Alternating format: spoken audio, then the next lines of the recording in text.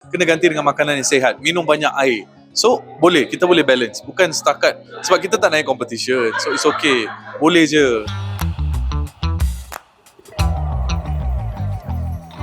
Dapatkan tubuh yang sihat, yang cergas, juga kita memerlukan pemakanan yang baik. Betul. Kita boleh kongsikan tak antara rutin diet yang diamalkan oleh Irfan sendiri? Okey, kalau ikutkan sebagai seorang pelakon, kita punya rutin diet bukan selalu sama.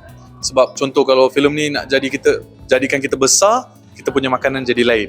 Kalau dia nak jadikan kita kedil, kecil, kurus, makanan kita lain. So jangan ikut kita punya lifestyle sebab kita orang memang tak sama sentiasa. Tapi untuk orang-orang yang di luar sana, memang makanan adalah salah satu benda yang paling penting dalam hidup kita. Sebab itu adalah investment untuk diri kita.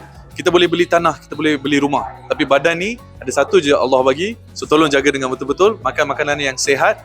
Kalau boleh elakkan yang berminyak ke, yang goreng-goreng ke. Saya rasa saya tak perlu beritahu dah sebab social media dah ada semua benda dah. Apa makanan yang sesuai untuk kamu semua. Tapi yang penting tolong workout. Kenapa? Sebab bila kita dah tua, muscles tu akan tolong kita. Ada orang, setengah orang dia akan skip breakfast. Kalau Irfan sendiri akan ambil breakfast tak setiap hari? Yes, tapi bukan setiap hari sebab kadang-kadang syuting kita habis pagi je. Okay. So mungkin saya tengah tidur masa tu. Okay. So sebab tu saya cakap, rutin kita memang dah barai. Tak boleh ikut, tapi saya rasa breakfast tu adalah benda yang first kita masuk ke dalam badan kita, so memang agak penting. So tolong jangan start dengan TO sahaja. Makanlah telur, ambil protein sikit, ambil carb sikit sebab kita nak energy untuk whole day. So better makan breakfast berat, tak apa. Lunch medium, dinner kurang sikit. Malaysia merupakan negara yang tertinggi obesiti di dunia, kan, antara yang tertinggi. Merupakan satu kerisauan juga kepada Irfan sebagai seorang rakyat Malaysia. Ya betul, sebab saya faham negara kita ni banyak makanan yang sedap. Memang berbagai-bagai kita ada. Tapi tak payahlah limit sangat. Tapi semua tu kena digantikan. Kena pergi workout, kena ganti dengan makanan yang sihat, minum banyak air. So kita boleh balance, bukan setakat sebab kita tak naik competition, so it's okay, boleh je, tak payah lurus bendul sangat. Tapi yang penting jangan over sangat. So as long as apa-apa awak makan, awak dah berpeluh, awak dah keluarkan, okay. So kalau tak workout tu bahaya sikit lah untuk awak. Okay, sejujurnya pandai masak? Tak, pandai makan. Oh, pandai makan saja. Diet protein, ikan, ayam atau daging? You prefer? Daging. Daging? Yep. Kenapa?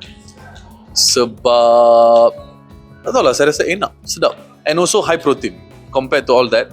I think beef adalah salah satu yang betul-betul high protein, and also saya rasa sebab kan setiap orang ada dia punya taste dia sendiri. Saya rasa saya punya adalah beef. So kalau ada ikan dengan daging, saya lagi suka dekat daging daripada ikan. Okay, top 5 makanan favourite?